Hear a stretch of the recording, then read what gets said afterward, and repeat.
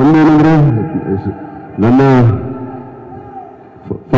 First friend ಅಂತ ಹೇಳಿ ನಾನು ಹೆಂಡತಿ ಫೋನ್ಗೆ ಆನ್ಸರ್ ಮಾಡಿದಾಗ ರಿಷಬ್ ತುಂಬಾ ಹಿಂದೆ ಮಾಡಲಿಲ್ಲ, 2-3 ದಿವಸದಿಂದ ಅಷ್ಟೇ ಕಾಲ್ ಮಾಡಿದ್ದು. ನಿಮ್ಮ ಈ ಬ್ಯುಸಿ ಶೆಡ್ಯೂಲ್ ಅಲ್ಲಿ ನೀವು ಈ ರೀತಿ ಬಂದು ನಮ್ಮನ್ನು ಹಾರೈಸಿದ್ದಕ್ಕೆ ನಾನು ಯಾವಾಗಲೂ ಆಭಾರಿ. Thank you so much. ಏನಂದ್ರೆ ಇವರ ಬಗ್ಗೆ ನಮ್ಗೆಲ್ರಿಗೂ ಗೊತ್ತಾ ಇದೆ, ಮಾತಾಡೋದು ಎಷ್ಟು ಮಾತಾಡೋದು ಕಡಿಮೆ ಆಗುತ್ತೆ. ಒಂದು ಕಂಟೆಂಟ್ ಅಂತ ಚೆನ್ನಾಗಿದೆ ಅಂತ ಅನ್ಸಿದ್ರೆ ಅವರು ಪ್ರೊಡಕ್ಷನ್ ಮಾಡುವ ಮಟ್ಟಕ್ಕೂ ಹೋಗ್ತಾರೆ. ಅದಷ್ಟು ಎಷ್ಟೋ ಉದಾಹರಣೆ ನಮ್ಮ ಮುಂದೆ ಇದೆ. ಇತ್ತೀಚೆಗೆ ತೆಗೆದ್ರೆ ನಾಳೆ ಒಂದು ಅನೌನ್ಸ್ಮೆಂಟ್ ಬರುತ್ತೆ.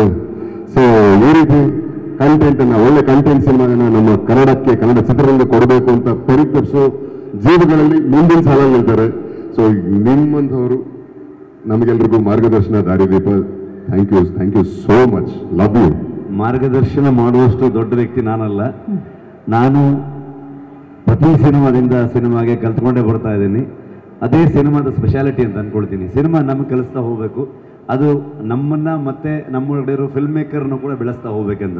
ಸೊ ಅದೇ ಹಾದಿಯಲ್ಲಿ ನಾವೆಲ್ಲ ನಡ್ಕೊಂಡು ಹೋಗ್ಬೇಕು. ಯಾಕಂದರೆ ದತ್ತನವ್ರು ಆವಾಗ ಹೇಳ್ತಾ ಇದ್ರು, ಅಂಥ ಅದ್ಭುತ ನಟ ಸಿಕ್ಕಿರೋದೇ ನಮ್ಮ ಪುಣ್ಯ, ನಮ್ಮ ಜೊತೆಗೆ ಓದಿದಾರಲ್ಲ ಅನ್ನೋದೇ ನಮ್ಮ ಪುಣ್ಯ ಅಂತ. ಎಷ್ಟೋ ಕಲಾವಿದರುಗಳು ಅವರೆಲ್ಲರ ಕೊಡುಗೆಯಿಂದ ಇವತ್ತು ಕನ್ನಡ ಚಿತ್ರರಂಗ.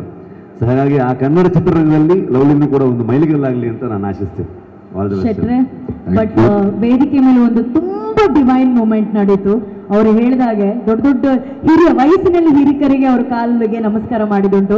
ನಿಮಗೆ ನಾವು ಜಾಸ್ತಿ ವಯಸ್ಸಾಗಿಲ್ಲ, ಬಟ್ ನಿಮ್ಮ ಪ್ರತಿಭೆಗೆ ಆದಂತಹ ಒಂದು, ಅವರಿಗೆ ಕಂಡಂತ ಒಂದು ಬೆಳಕಿರ್ಬೋದು, ಅವ್ರು ನಿಮ್ಮ ಕಾಲಿಗೆ ನಮಸ್ಕಾರ ಮಾಡ್ತಾರೆ. ಆ ಮೂಮೆಂಟ್ ಹೆಂಗಿತ್ತು? ನೀವು ಆಕ್ಚುಲಿ ಯುವರ್ ಟಚ್, ನೀವು ಭಾವುಕರಾಗ್ಬಿಟ್ರಿ ಅದನ್ನ ನೋಡಿ. ಇಲ್ಲ, ಅಷ್ಟು ದೊಡ್ಡವನು ನಾನಲ್ಲ, ತುಂಬ ಕಷ್ಟ ಆಗುತ್ತೆ ಇದು. ಅದೇ ಅಂದರೆ ಆ ಥರದನ್ನ ಎಕ್ಸೆಪ್ಟ್ ಮಾಡ್ಕೊಳ್ಳೋದು ತುಂಬ ಕಷ್ಟ. ಸೊ ಹಾಗಾಗಿ ಅದು ನಾನೇನು ತಗೊಳ್ಳಲ್ಲ ಅದನ್ನ, ಯಾಕಂದ್ರೆ ಅಷ್ಟು ದೊಡ್ಡವು ನಾನಲ್ಲ. ಇದು ಅದೇನಿದ್ರು ಸಿನಿಮಾಗೆ ಅಂತ ಅನ್ಕೊಂಡು ನಾನು ಬಿಟ್ಬಿಡ್ತೀನಿ. ಇದು ಏನಂದ್ರೆ ನಿಮ್ಮ ಮೂಲಕ ಆ ಸಿನಿಮಾ ಆಗ್ಬೇಕು ಅಂತ ಬರೆದಿತ್ತು, ಅದು ನಿಮ್ಮಲ್ಲಿತ್ತು. ಸೊ ಹಾಗಾಗಿ ಇದು ಪ್ಯೂರ್ಲಿ ಒಬ್ಬ ಸಿನಿಮಾ ಅಭಿಮಾನಿಯಾಗಿ ಕೂಡ. And it's his divine power what made him do that. ಶೆಟ್ರೆ, ಒಂದು ಕೆಲಸ ಮಾಡಿ, ಅವ್ರು ನಿಮ್ಮ ಕಾಲಿಗೆ ಒಂದು ಆಶೀರ್ವಾದ ಅಂತ ಕೇಳಿ ನಮಸ್ಕಾರ ಮಾಡ್ಬಿಟ್ರು ಆ ಪಾತ್ರಕ್ಕೋಸ್ಕರ. ಒಂದು ಅಪ್ಪಗೆ ಕೊಟ್ಬಿಡಿ, ಒಂದು ಹತ್ತು ಕೊಟ್ಬಿಡಿ, ಅದಕ್ಕಿಂತ ಇನ್ನೇನು ಬೇಕು ಅಲ್ವಾ?